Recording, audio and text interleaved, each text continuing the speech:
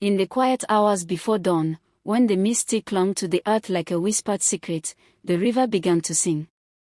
Not with the roar of rushing waters, nor the gentle trickle of a stream, but with a voice that sounded heartbreakingly human.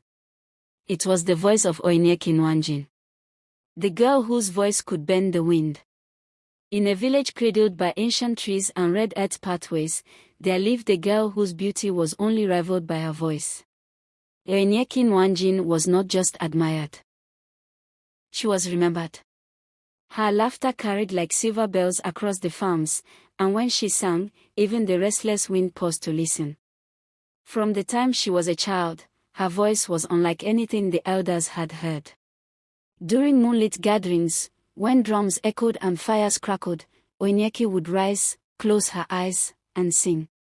Her songs were not ordinary melodies, they felt like prayers woven with sunlight and sorrow. Women wept quietly. Men lowered their heads in awe.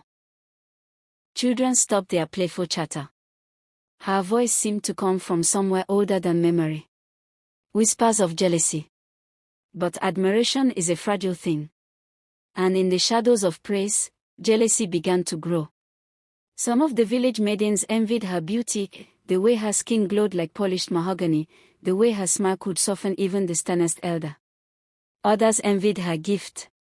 They had trained their voices for years, yet none could match the effortless power in Oyinyechi's song. Rumors began to float like ash in the air. She thinks she is special. She sings as if she is greater than the rest of us. The spirits favor her too much. What began as whispers slowly turned into resentment. And resentment, when fed long enough, becomes something dangerous. The river of the ancestors. Long before Oyinyechi was born, the village had a sacred bond with the river that flowed beyond the palm groves. It was said that their ancestors once served the river spirit faithfully, offering prayers, songs, and yearly sacrifices of gratitude. In return, the river blessed the land with fertile soil and protection from drought.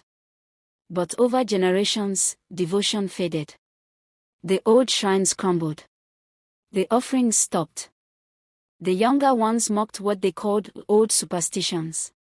Only the eldest among them remembered the covenant. And the river remembered too. It was said that the river did not demand worship, but it demanded respect. The night the wind changed. One evening, as heavy clouds gathered over the village, Oyinyechi felt an unease she could not explain. The air was thick. The birds flew low. Even the goats bleated restlessly. She returned early to her family's hut, a modest clay dwelling at the edge of the village. That night, instead of singing as she often did before sleep, she sat quietly, staring into the darkness. Some say she heard the river calling her name. Others say she dreamed of water rising at her feet. But no one truly knows what she felt in those final hours. The three cobras. At midnight, when the village was swallowed by silence, three cobras slithered toward her hut. Two were black as moonless skies. One was white, pale and haunting under the starlight. They moved without haste, their bodies gliding across the earth like shadows giving life. Inside the hut, Oyinyechi stared. The door creaked open though no hand touched it. The air grew cold. When her family rushed in at dawn, they found her lying still, her expression peaceful, as if asleep. Coiled near her were the three cobras. They did not strike again. They did not flee. They simply watched. Then, as the first ray of sunlight entered the hut, the snake slipped away toward the river. The village's awakening. Grief fell upon the village like a storm. The same voices that once whispered jealousy now cried her name in agony. The elders gathered beneath the oldest Iroko tree and spoke in trembling tones. This is not ordinary. The river has taken what it believes belongs to it. For days, the river swelled beyond its banks, as though mourning or claiming victory. An ancient priestess, long retired from spiritual duties, stepped forward at last. Her voice was frail but certain. Oyinyechi'S voice was not just a gift, she said. It was a calling. The river chose her. And when we refused to honor the covenant, it claimed her in its own way. The white cobra, she explained, symbolized purity, a spirit chosen. The two black cobras symbolized judgment and balance. The river had not acted out of cruelty. It had acted out of remembrance. The song that never died. After her burial, something strange began to happen. On certain nights, especially when the moon was full, the villagers would hear singing drifting from the direction of the river. It was soft but unmistakable. Oyinyechi'S voice. Mothers held their children closer. The jealous ones wept in private repentance. And slowly, offerings returned to the riverbank. Not out of fear, but out of humility. The shrines were rebuilt.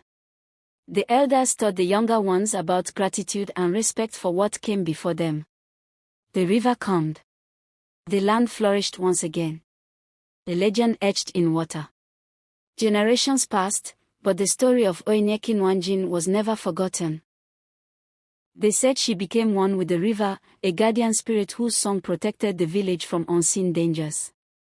Some claim that gifted singers in later generations carried a trace of her melody in their throats. And whenever a young girl with an extraordinary voice was born, the elders would smile knowingly and say, "The river still remembers." Even now, if you stand by that ancient river before dawn, when mist wraps around your ankles and the world feels suspended between sleep and waking, you might hear it.